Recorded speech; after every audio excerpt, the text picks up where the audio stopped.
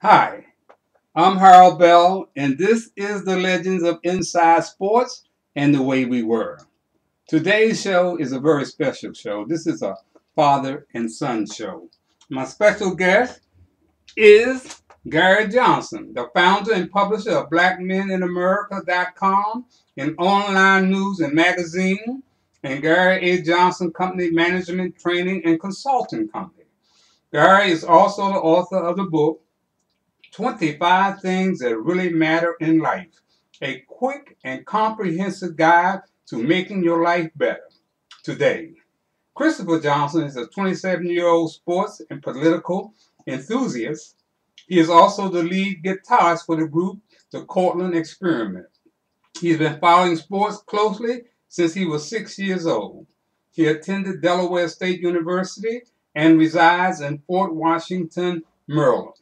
Welcome, Christopher and Gary. How you doing, my brothers? Doing great. Thank Great, you. great, Thanks great. for having us. Well, we got a lot of things to talk about inside and outside of sports today.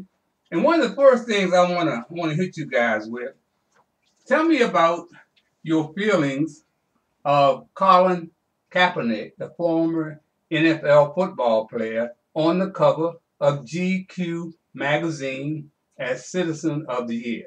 Let's start with the young boys first. Yes, sir. Let's go. Most definitely. I think it's excellent. I love it. I think Kaepernick has sacrificed his career for something bigger and something more important, which is his activism, him, inspiring people in the Black community to really put a light on the injustice and police brutality and all the things that need to be focused on that, a lot of people want to overlook. And he has been blackballed out the league, as people say. He's been, there's been collusion, as you say, to keep him out the league, because it's absolutely ridiculous that he doesn't have a job in the league right now. If you just watched the game, a couple weeks ago with Tampa Bay versus the Jets, and the quarterback situations for those teams, and those guys who Ryan Fitzpatrick's of the world who get 10 chances, or the Josh McCowns, Caleb Haney's of the NFL world, that have had 3, 4, 5 different teams, but you have one bad year, he kneels down, and then he can't even be a fourth string, can't be on anybody's practice squad. It's ridiculous. So I'm glad that he's gotten the recognition to be on GQ. I'm glad that they recognize him as Citizen of the Year and how important his work has been. And I want to see him just keep doing these positive things, and just keep setting that great example.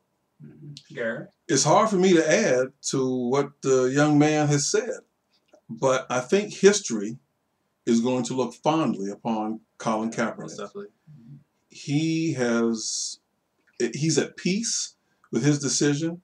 It's a shame that I'm almost saying, not almost saying, but saying, he probably won't play again in the league. And I find that to be absurd, just crazy that someone with his talent is not going to play, but he seems to be at peace with this because he knows this is for a greater cause.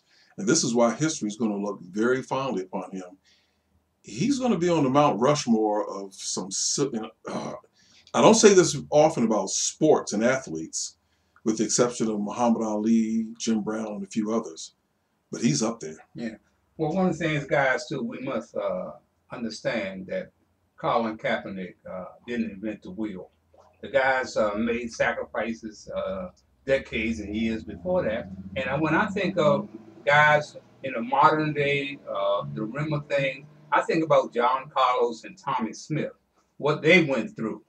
They were completely blackballed, couldn't get a job, got no kind of recognition for decades. They were out there, man, barely making it. So definitely what Colin Kaepernick has done is fantastic. There's no doubt about that. But something else came to mind, too, that the Tommy Smith and John Carlos boycott was called the 1968 Mexico Project. And that project, of course, the Godfather was none other than Harry Edwards. Mm-hmm. Dr. Harry Edwards. That was his idea. Well, guess who is an advisor to the 49ers for the past decade? Dr. Edwards. Dr. Edwards. So I'm almost positive that Dr. Edwards had a lot to do with Colin Kaepernick taking that knee. Colin probably, probably lit the fire, man. And Dr. Edwards advised him. And I think look, man, it was a great move. But it has been overshadowed because the media and the powers to be have made it look like that he's gone against the flag and military personnel. That is not. He explained right from the beginning. Clearly. This is not about the flag or the military. Our president changed that. Yeah. narrative. Well, Yeah, he changed. yeah, Yeah, He muddied the That was waters. a right wing thing. Like He muddied the It waters. is what it is. Like what I like to see is I see a lot of military people coming out in support of Kaepernick, and that's what's great because he did explain exactly why he's taking his stance. And then, like again, what you said with the media is not showing that people are still kneeling at these games. They're trying to hush hush, and they don't want to show it. They don't want to show the national anthem on TV before the games. But he's like you said, he started something that is still going on. Players are still taking that knee, and as much as they don't want you to see it, and the owners want to keep it hush hush, it's still happening. Mm-hmm. Gary, I think you had lit on something, a very important point. Really, after Colin Kaepernick, Doug Baldwin, that kid Mitchell with the Seattle Seahawks, yeah. Sherman, all these guys were really out there, and they were out there for the cause. But what happened after they got together and clinched arm, the owners and everything, because of President Trump putting his 2 cents in there? Things were quieting down. Yeah. And Trump really lit a fire. That's what he does. Under the whole National Football League. And now, as we see, I think what it all boils down to, and I talk about this all the time, it has to do with courage. We got to have courage. We cannot allow a dollar bill to dictate who we are in our history, because we got to, these ball players now make all those millions of dollars. They got to think about their legacy and their children. Exactly. Yeah. That's what they got to think about. Courage, in my view, is the willingness to act on what you believe to be true. And that's exactly what Colin Kaepernick did. And that's what more people need to do. And, we got distracted. The media got distracted. They went for the fake. This president tends to have a habit of lighting grenades, and he changed the narrative and distracted. And now we got a mess. We got a mess on our hands. He also wants to distract from his terrible policies and what a terrible job he's done in the White House. Anytime you can get, the news off of some, terrible policy that he's pushed through, or some terrible executive order, or some, embarrassing thing with a Russia probe and all that. He wants to deflect. He wants to have another story. So, a lot of that is what that is. But like you say, with courage, like what Jerry Jones made the statement earlier, if any one of my players kneels, they're going to be benched. Well, what would he do if the whole team kneeled? That's what I want to see. I would like to see. That's right. I would like to see that. How would you react to that? Like, if one team could just do that, have enough unity where all the guys could be, let's all kneel. Is he going to forfeit the game? Is he going to cut everyone on the team and have a replacements movie thing happen in real life? Like, I would just like to see someone call the owners' bluffs on some of that. Yeah. Let's stay right there with Jerry Jones. Jerry Jones has found himself in a hell of a predicament here. He's got a problem with Roger Goodell now. After the National Football League owners voted unanimously to extend his contract. He's got a run-in with the NFL owners who's telling him to take a step back. And of course, his partner in this is President Trump. But Jerry Jones is in a very, very precarious situation right now, because just like you said, Chris, what is he going to do if all the players say we're going to kneel? Exactly. What are the owners going to do? They have no choice. The players don't realize the kind of power that they have right in the palm of their hand. They do. If they were just unified, or even if it wasn't the whole team, even if it was just the star players. Just the star players. Even if your starters. Yeah. If your starters go out, are you going to start all the second string? And, how do you feel? Dak Prescott, Ezekiel Elliott, Dez. Sean Lee, all those guys, Dez. If those guys all sit, then what are you going to do? That's what I like to see. One of the things, too, that I think teed Jerry Jones off, evidently he thought that Zeke was not going to be suspended. Right. He was under the impression that he wasn't going to be suspended, so that's why they were fighting it. Yep. And then when Roger Goodell looked at, I guess, more of the evidence and whatever, he said, no, we got to suspend this guy. That's when Jerry Jones went ballistic. let's move on to the NBA. You know, man, I was out at the Wizards game about a week or two ago, and I told one of my friends in the front office that I was speaking. I said, man, they got to play some defense, man. You know, I think they got the firepower, but they ain't playing no defense.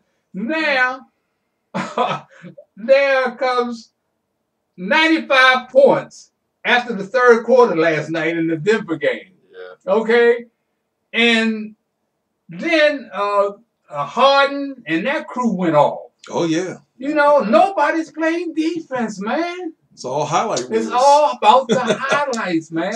It's a different culture in the league now. Like for somebody who could now I would even be considered an old school fan of basketball. I love the Gary Paytons of the world, and like back when people took pride in playing defense, and that was just as entertaining to see a 75-80 game versus I don't need to see a team score 150 points like. Right. Like Globetrotters, it's Washington Generals. Yeah, it's just a different league. It's now the league of the stretch four. It's the league of high powered offenses and floor spacing. It's not about having that big man and that anchor and that half court offense. So yeah, it's just trying to adjust to the new era of the league. You see the Dwight Howards of the world are becoming extinct. Those one dimensional big men. The game's a lot faster. Players are a lot more multi-dimensional. Like I think the future of the league is the Ben Simmons, is Giannis Antetokounmpo. From Milwaukee. Their guys are now 6'10", 6'11", playing point guard. So it's just a different league. Yeah, like you're talking about with the defense, the Phoenix Suns having their coach get fired 3 games in for giving up 140 points a game or something like that. It's just ridiculous. Well, Chris, while you're on there, what do you think about the job that Brad Stevens is doing with the Boston Celtics? I've been a Brad Stevens big fan. Upset. Yeah, I've been a Brad Stevens fan for a long time. I think he's been an excellent coach, doing a lot with a little bit in Boston. He hasn't had those big superstar pieces, but they've been at the top of the Eastern Conference for the past few years. So you can't discount that. Now they've had those first round picks for years, and they stacked them. They've got the Jaylen Browns, the Jason Tatums. They've stacked, and now they've got so much talent. They lost their big free agent acquisition of the year, Gordon Hayward, and they're still looking fine. They're looking A-OK. Yeah. And he'll come back next year, and those young guys they have will be another year experience. That's a dangerous team in the future. Kyrie Irving's the core of their team. He's a young guy. Like, that's going to be a dangerous, dangerous team at the top of the East for a lot of years. I think they opened up a lot of eyes the other night when they held Golden State under 9 yes. points. Yeah. Yes, indeed. Playing defense. And beat Playing them. defense. Yeah. Now you know why I bought this guy, right? No doubt about it. Let's stay with the NBA. There was an interesting story about our homeboy, Kevin Durant. Of course, he jumped ship from Oklahoma and went with the Golden State Warriors because he wanted the ring. I mean, guys, this is a business, and if that's something that he wanted to do, I think he should have been able to do it. But Kevin has become a crybaby. He's talking about people talking about him and saying this and saying that. Man, he got to get over that and move on. You understand? Right. And he keeps looking back and he's bringing up issues that we brought up in elementary school. Oh man, he's joning on me. What? Come on. He brought a lot of this on himself. Yeah, we were just talking about this before the air, about just talking about it for ourselves. Like, and I'm a big Oklahoma City Thunder fan, so I have my own personal feelings on him leaving. But as a whole, what he needs, I feel like he's maybe a little bit out of touch about why people are mad at him. It's like you said before, this is a business. He had the right to go whatever team he wants to go and play wherever he wants to play. But at the same time, he doesn't understand what he did was bad for the league as a whole to throw the competitive balance of the league off. It was already very unbalanced. We already had maybe 5 contenders for the championship out of 30 teams before. So now to stack it up even more, and the Warriors favor a team that won a championship without you. They don't really need you to win a ring. They already won a ring without you. Then they added you to the team. It was a little bit overkill. I mean, you got to see why people are mad at you, because you've made 27, 28 teams in the league pretty much irrelevant. But the word that comes to mind to me, Big Gary, is selfishness. It's all about me, Yeah. It's about selfishness. Almost, I don't know if because of his age, if he was raised in an era where there's a sense of entitlement. But a lot of this stuff has been self-inflicted. He's got some soft skin. Yeah. When you're a superstar at his level, people will talk about you, and then when you put stuff out there, they're going to react to it. sometimes it's best to just move on. Yeah, like I said, I think that's criticism he invited upon himself. I think that's the price of that championship that you got. Like that championship with Golden State, you got your ring, you cemented your legacy, but you have to take the criticism that comes with it. Right. Well, Chris, what about the ball brothers and their dad? You know, let me take my hat off so I look like LeVar Ball. Yeah, my boy. I can D up Michael. I can D him up right now. Well, their father's writing a check that the boys can't cash. Yeah, at all. Yeah, I'm not a fan of the balls, any of them really. I think Lonzo can play definitely, but he needs to work on that jump shot. They talked about the mechanics of it are fine. It's not fine. You're seeing how his shooting percentage is, and it's not fine. He's like I said, I think his dad has put a big target on his back. Big bullseye. And yeah, it's just a lot of talk, and I really don't think I think a lot of their game is just flash. It's a lot of flash. It's basically, I think the balls are like a symptom of the modern day problems that I feel like I have with basketball. It's not really about the team. It's not really about defense, even though, like I said, I think Lonzo can play. He's a great ball distributor and things like that. He has a good feel for the game, but it's like I said, that selfish mentality you're talking about before. It's about me. It's about my star. It's about, me getting my numbers. It's not about making my teammates better and doing the dirty work.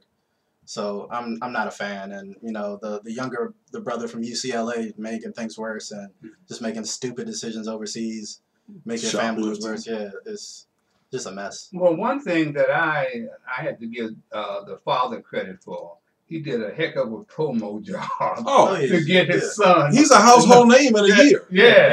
Nobody knew who he was last year. That's right. That's right. So he did a fantastic job, but he needs to just step back. Yeah. I mean that idiotic decision that his son made over in China, those three ball players. Knuckleheads. You're in China. You're black. You stand out. 6'5", and you go into a high-priced store. You don't think all eyes are on you, and you make a mistake like that. Yeah. What do you guys think should be?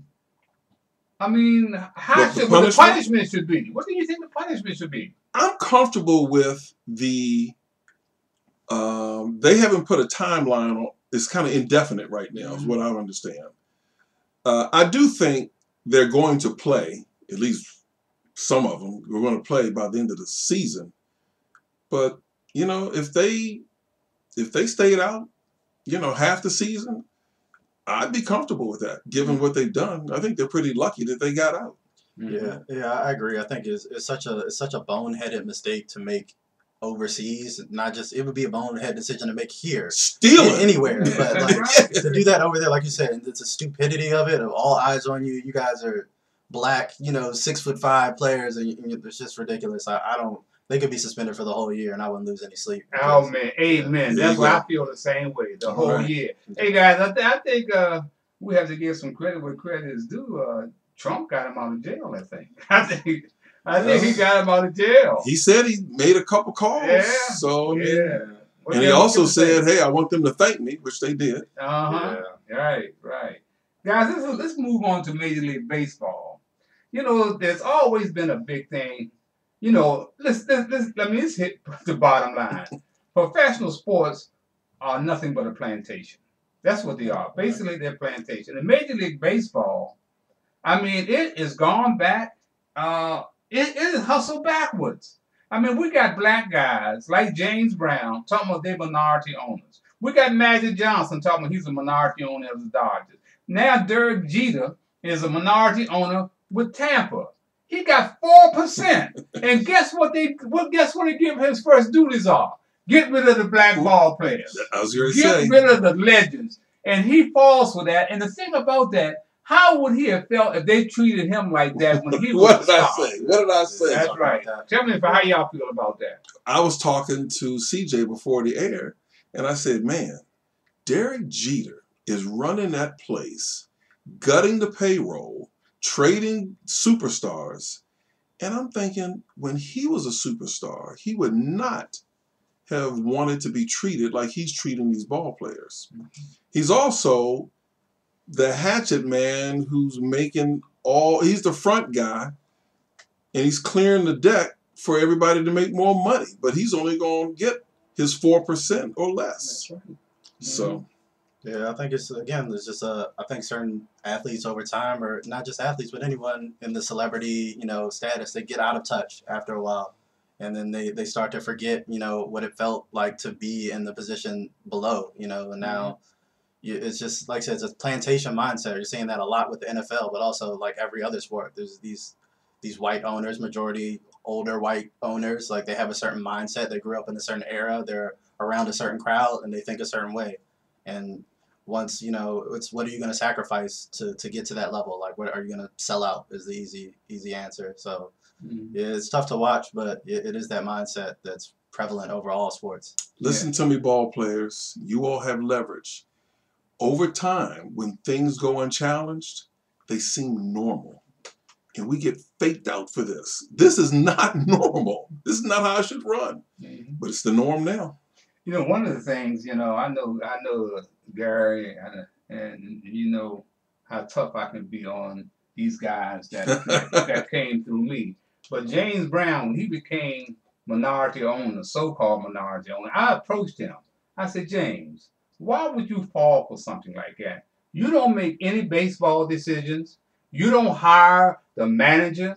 You don't hire or go to the farm club and pick out the ball players. They're using you, man. You're not making any decisions. And I stayed on his case about that. I could tell you some stories about James Brown. When he finally went on George Michael one night on the sports machine, he was sitting there with John Thompson and Michael Wilbon, and George Michael asked about his minority ownership. He finally said, "Hold, George, I don't make any decisions." You understand? And that I thought, well, this brother is finally waking up. But man, like Chris says, man, we get $2 more than the next person, and we lose touch. Yes, We lose touch, man. That status of blue, we lose touch, man, and we can't continue to do that. So I am, I pray for him, man. When I started to write, Gary, and I started to feel it, hey, man, I got to call it like I see it.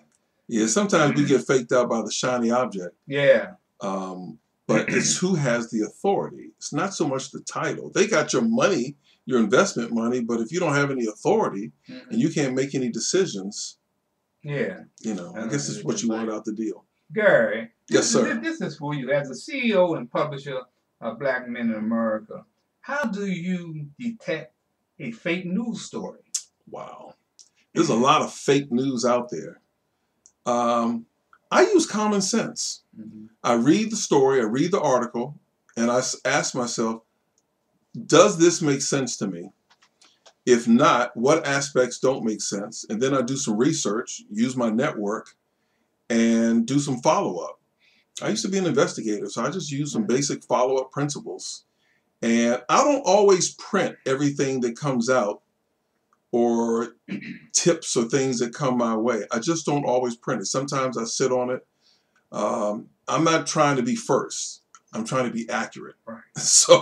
And I'm trying to be fair and equitable to the people that we feature or write about. And so sometimes I'll take my time, and if somebody scoops me, I'm fine with that. And then there's some articles and some features I just pass on altogether. You'll never see an article or an interview on my site with R. Kelly or people like that. And I can do that because I own the site and I can choose. There are a lot of other venues that will interview people like that. So, what about when I think about the fake news and sports media? I think about a story that was on 30/30 of Mad Dog and Mike of Mike and the Mad Dog. WFAN, the fan in New York City. Yeah, they came on the site that they're responsible for the popularity in sports talk in America. They didn't come on the air until 1989. I saw that. Did you see that? Yeah, when I saw that part, I thought about you. I said, you're probably throwing something at the set right now. That they got credit for that. I think they got credit for that because they're in the media market of New York City. And ESPN is up there, right outside in Bristol. But no, I mean, people got to do their history. They got to wake up. You were doing this stuff in the 70s. Long before there was a WFAN and Mike and the Mad Dog. It's just that simple. Chris, what about, I know you listen to some of these sports talk shows, Stephen A. Smith, and, of course, Shannon Sharp. I think one of the most courageous people in the sports media today is Jamel Hill.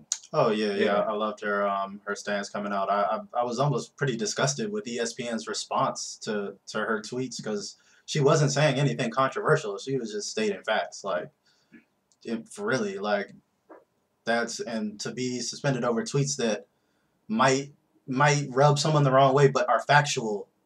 I'm sorry, like I don't understand why she would be punished at all from ESPN for stating things that are very obvious. Yeah. You know, when I think about Jamel Hill, I think about her having more balls than some of the guys she worked some with. of these guys. Yeah, and works for. I'm thinking about guys like Mike Wilbon, you know, who sucks up to Tony Kornheiser. Tony Kornheiser ought to get on his knees and pray at night that he was born who he is. Because if he was a Harold Bell, he would have never made it as a black man, you know?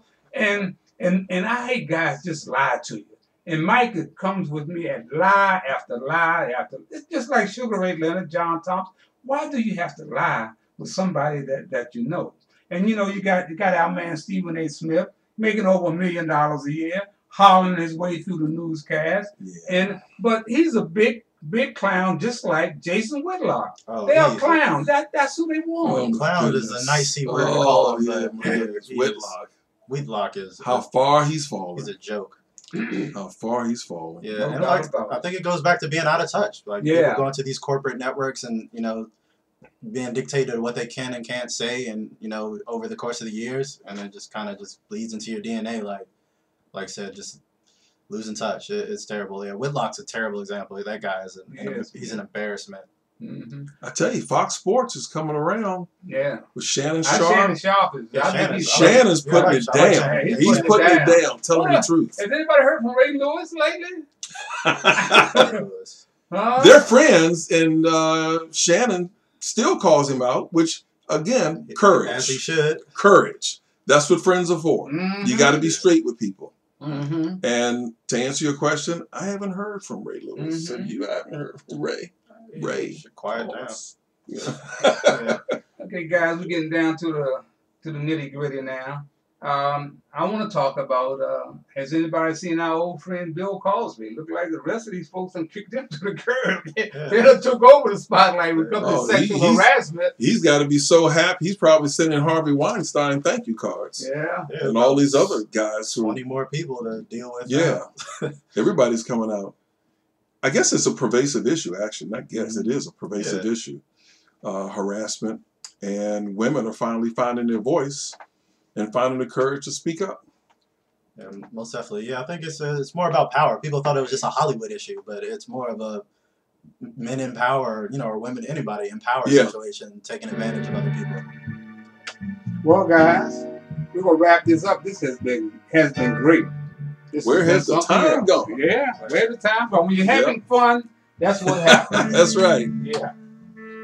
Well, that's going to be it for this segment of Inside Sports in the Way We Were. I want to thank my main man, Gary Johnson, and his son, Chris. You guys keep on doing the great things that you're doing out there. And Chris Karras out there with the mouse click us out of here. And until next time, I'm Harold Bell, and you can color me gone. We out. I'm Black History.